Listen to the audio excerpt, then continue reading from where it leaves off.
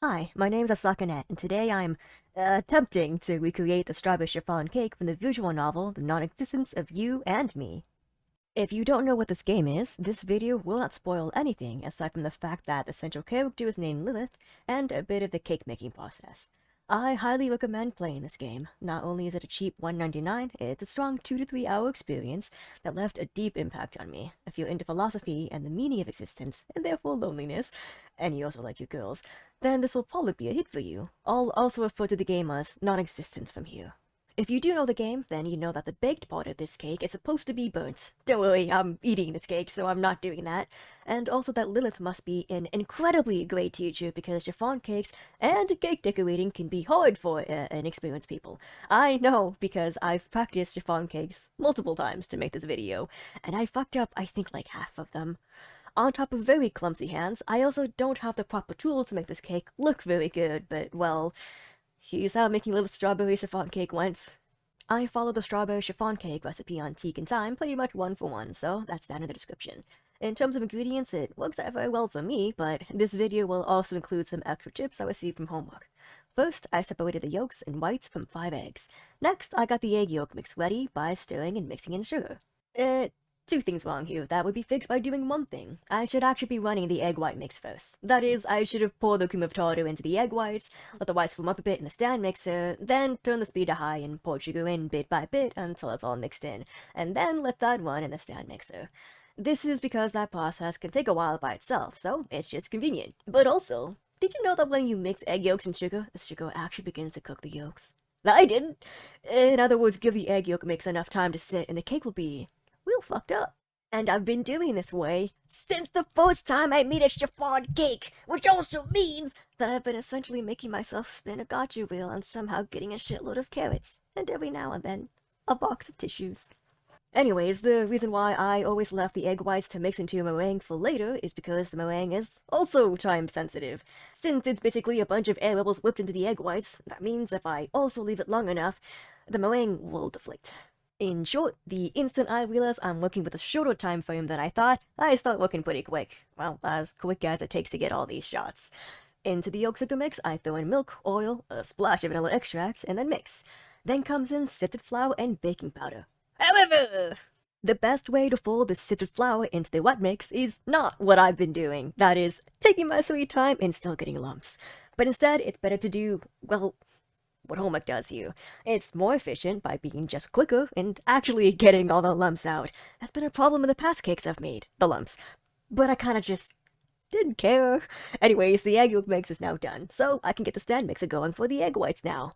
The process I mentioned before is pretty much the same. Once all the sugar is in, I can let this go until the egg whites come out with stiff peaks. Now it's a meringue! Here I list the help of homework to fold this properly. Mine always comes out streaky, that is, I rush to get this folded into each other so the meringue doesn't lose its fluff, but then I don't actually fully incorporate the meringue into the yolk mix. Then really quickly realize you didn't set up the pans like you needed, and that you have to take 5 minutes to preheat the toaster oven.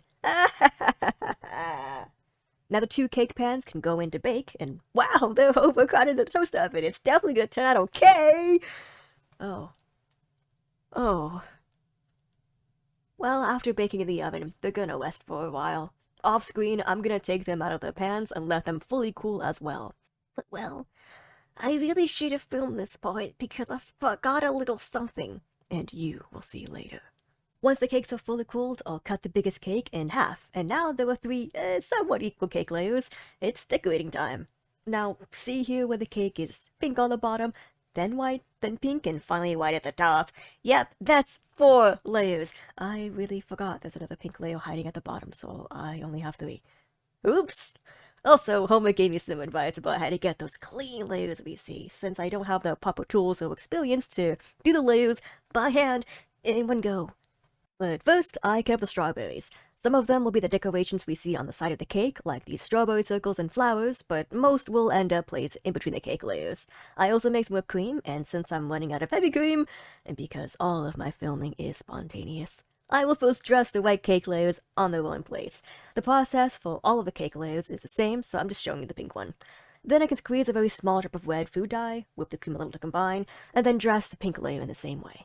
Now these all can go into the freezer for a bit before I take them out and place them white, pink, and white on top of each other.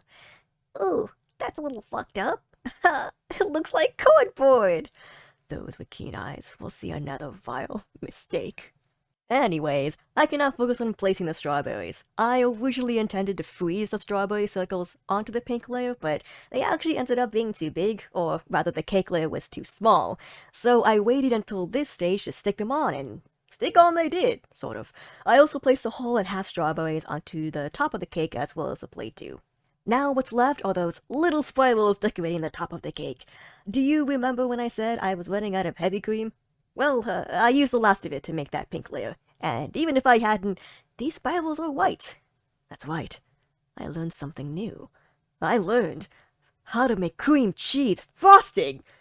Except not really, because even though cream cheese frosting is only made out of whipped cream cheese and powdered sugar, I also ran out of powdered sugar when I made the whipped cream. That's right, what you see me using there is raw, unfiltered, tangy cream cheese. It tasted weird. Just let me spoil how this part of the cake tasted. It was weird, but it works! And there it is! The cake is finished. Now we can cut a slice. Oh, wait, it's a little hard to cut through. I guess maybe the whipped cream is still a little frozen. No, but the knife actually cut through it easily, including the cake layer. So what is... oh no. That's paper! So, remember this clip? I know why it looks like cardboard now. When I was letting the cakes cool on the rack here, I did something that I have never done with previous cakes. Instead of leaving them face down, this clip is from a different video I made for Non-Existence, this time I left them face up. In other words, I completely forgot to take the parchment paper bottom off before I set them on individual place to dress. This is what I get for trying to be a regular human.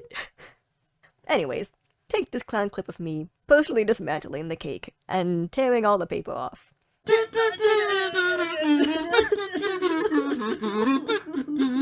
Oh God, why did you make me like this? And yep, that was my poor attempt to recreate the strawberry chiffon cake from the non-existence of you and me. Despite the constant stream of mistakes, thanks to homework's interventions, the cake itself actually turned out delicious. We've eaten it over the past week, and I've pretty much gotten into the habit of making chiffon cakes every week and a half thanks to non-existence. Oh, and also, take this hamburger patty with you on the road. For all the game loves to bring up hamburger patties randomly, there's no actual image or recipe mentioned, so I just spitballed this using the basic recipe I found and put in the description below. But you know, the running trend of this video is that I poorly planned and poorly execute recipes. So guess what weird thing happened to this? That's right. There's no breadcrumbs. That's flour in there. The texture turned out so weird. 0 10 do not recommend.